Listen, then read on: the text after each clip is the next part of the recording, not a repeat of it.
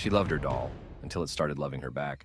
Emily, a 7-year-old girl, is innocent and playful, with a deep attachment to her favorite doll.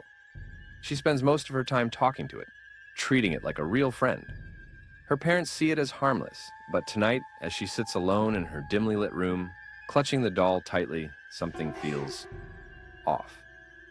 The house was eerily quiet, except for the rhythmic ticking of the old clock on the wall. Emily's parents had gone out for dinner, leaving her alone for the first time. Outside, the storm raged, lightning flashing through the windows, casting twisted shadows on the walls. The wind howled like a whispering voice, and every creak of the wooden floor sent chills down her spine. Clutching her beloved doll, she curled up on the couch, trying to ignore the uneasy feeling creeping up her neck, as if she wasn't really alone. Emily's connection to her doll is strong. It's old, creepy, and was gifted by a distant relative she hardly knows.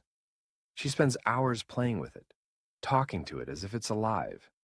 Every evening, she carefully sets it on the shelf, always in the same spot, as if it were part of her routine.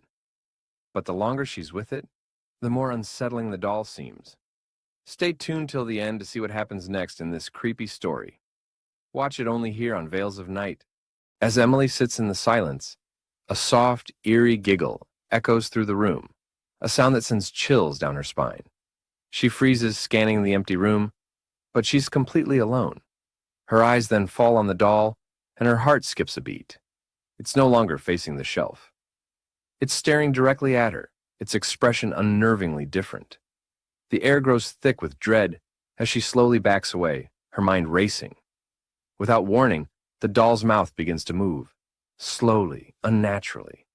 A soft, barely audible whisper escapes from its lips, words that Emily can't quite make out, but they send a wave of terror through her. Her eyes widen in disbelief as the doll's expression twists into something sinister. The whispering grows louder, more distinct, and suddenly, she's certain the doll is talking to her, but its words remain a chilling mystery. In a panic, Emily grabs the doll and throws it across the room, desperate to rid herself of the terrifying presence. She watches as it tumbles to the floor, and for a moment she feels a sense of relief. But when she turns around, the doll is right back on her bed, sitting perfectly upright. Her heart pounds in her chest as she stares in disbelief. Slowly, the doll's head begins to turn toward her, its eyes blinking as if it's alive, watching her with a sinister intent. As Emily plays, she begins to hear faint whispers and the sound of light footsteps. Footsteps that aren't hers. She brushes it off, thinking it's just the wind.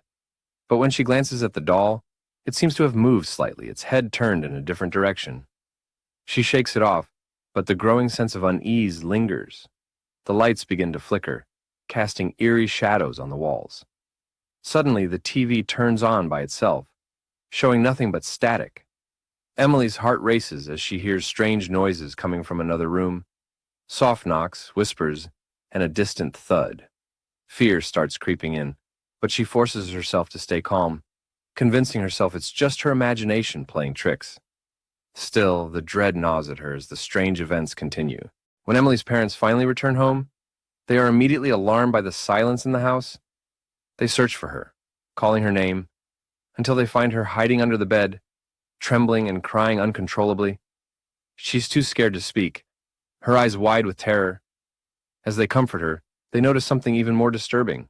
The doll is gone. Despite searching the room, there's no sign of it anywhere, as if it vanished into thin air. As the parents comfort her, they notice where something ominous seems to lurk. The silence in the room is heavy, and as the corner comes into view, a chilling truth unfolds.